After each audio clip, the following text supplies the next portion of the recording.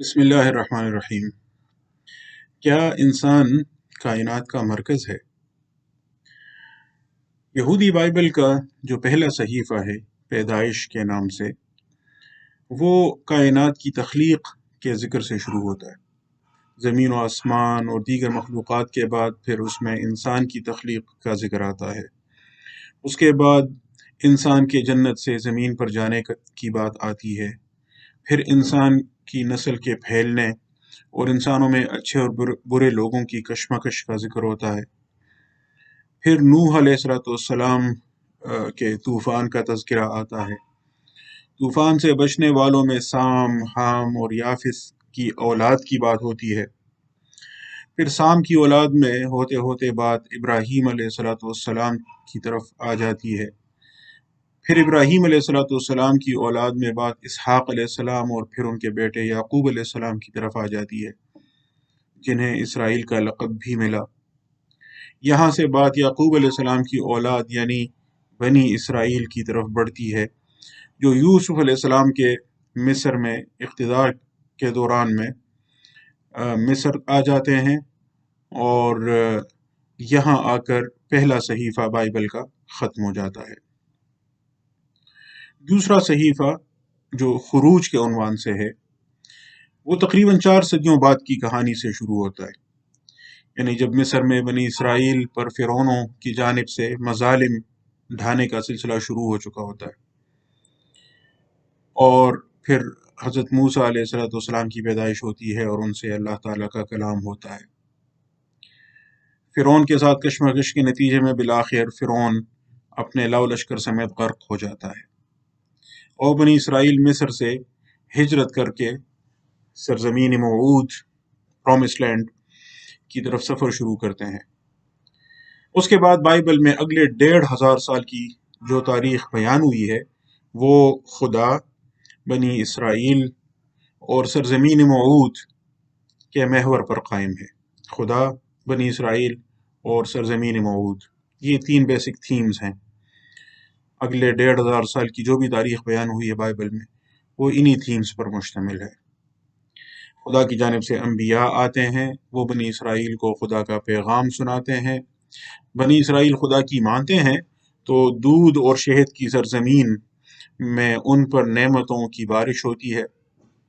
وہ خدا کی نافرمانی کرتے ہیں تو نعمتوں کا سلسلہ رک جاتا ہے، اور ان کا فساد انتہا کو پہنچتا ہے تو انہیں سرزمین موعود سے نکال دیا جاتا ہے۔ پھر ان کی طرف خدا کی جانب سے انبیاء آتے ہیں، پھر انہیں توبہ کی تلقین کرتے ہیں، وہ پھر خدا کی طرف لوٹتے ہیں، اور پھر انہیں سرزمین موعود کی طرف واپسی کا موقع مل جاتا ہے۔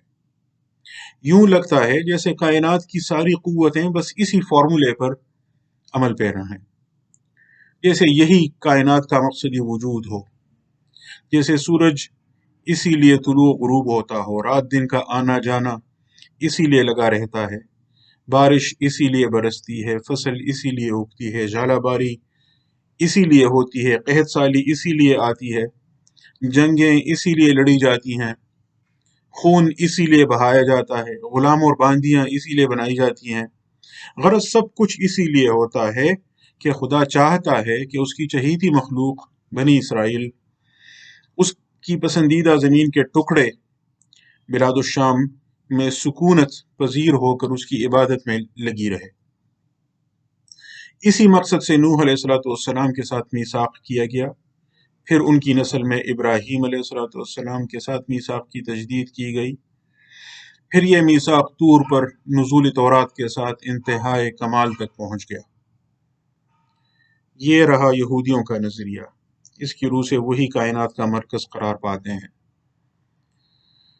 مسیحیوں نے یہودی بائبل کو، اس کے متن کو تقریباً جوں کا توں لیا، اگرچہ بعض جزوی تبدیلیاں انہوں نے کی ہیں اور وہ بہت دور رس نتائج کی حامل ہیں، لیکن فی الحال ہم ان تبدیلیوں پر بحث نہیں کریں گے، اور مان لیتے ہیں کہ یہودی بائبل کا متن مسیحیوں نے جوں کا توں لیا، اس پر بعد میں اضافے کیے جن کو انہوں نے عہد نامہ جدید کا نام دیا، اور جو یہودی بائبل تھی اس کو عہد نامہ قدیم یعنی پرانا میثاق قرار دیا۔ جو یہودی بائبل تھا، جو اب مسیحیوں کا اولڈ ٹیسٹمنٹ ہوا، عہد نامہ قدیم ہوا، تو متن تو جیسے میں نے عرض کیا تقریباً وہی رہا، لیکن اس کی تعبیر یکسر مختلف طریقے سے کی مسیحیوں نے۔ سینٹ پال نے جب بنی اسرائیل سے باہر غیر قوموں کو، جینٹائلز، غیر قوموں کو، یعنی بنی اسرائیل سے باہر دیگر قوموں کو مسیح کرائسٹ کا پیغام پہنچانا چاہا اور اس کا فیصلہ کیا، تو یہ اس کہانی کا ٹرننگ پوائنٹ ثابت ہوا۔ سینٹ پال نے بائبل کے پیغام کو ایک خاص انسانی نسل یعنی بنی اسرائیل کے بجائے پوری انسانیت کے لیے عام کر دیا۔ کہانی کے ابتدائی حصے وہی رہے، کائنات کی تخلیق، انسان کی تخلیق، زمین پر انسان کی آمد، نوح علیہ السلام کا میثاق، ابراہیم علیہ السلام کا میثاق، موسیٰ علیہ السلام پر تورات کا نزول، لیکن یہ سب کچھ اب عہد قدیم، میثاق قدیم، عہد عتیق قرار پایا، اولڈ ٹیسٹمنٹ۔ اب مسیح کی مصلوبیت، کروسیفکشن کے ذریعے ایک عہد جدید ہوا، نیو ٹیسٹمنٹ، نیا میثاق باندھا گیا، جو صرف بنی اسرائیل تک محدود نہیں رہا بلکہ پوری انسانیت کے لیے ہوا۔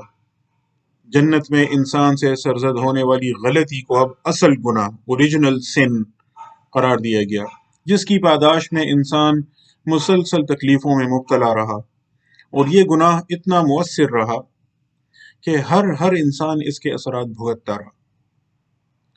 اس سے خلاصی کی، اس سے کفارے کی، اٹونمنٹ کی ایک ہی صورت تھی، اور وہ یہ کہ خدا خود اپنے بیٹے کو انسانوں میں بھیجے، وہ تکلیفیں اٹھائے اور پھر اسے مصلوب کیا جائے، تو اس کی مصلوبیت انسانوں کی نجات کا باعث ٹھہرے۔ تمام مخلوقات میں بنی اسرائیل کی خصوصی حیثیت ہو یا تمام مخلوقات میں انسان کی خصوصی حیثیت ہو، دونوں صورتوں میں یہود و نصارہ میں اس بات پر اتفاق پایا گیا کہ خدا کا کائنات میں اس خصوصی سیارے، زمین، اور اس پر موجود مخلوق کے ساتھ خصوصی تعلق ہے۔ یہ بات اس نظریے کی بنیاد بنی کہ زمین کائنات کا مرکز ہے۔ پھر آگے ایک فریق نے، یہود نے، بنی اسرائیل کو ہی مرکز مانا، اور دوسرے فریق نے، نصارہ نے، مسیحیوں نے، انسان کو۔ جب مزید 1500 سال بعد مختلف عوامل کے نتیجے میں یورپ میں مذہب کے خلاف بغاوت ہوئی اور خدا کو علم کی بحث سے خارج کیا گیا، بائبل کو اب علم کا ماخذ ہی نہیں مانا گیا،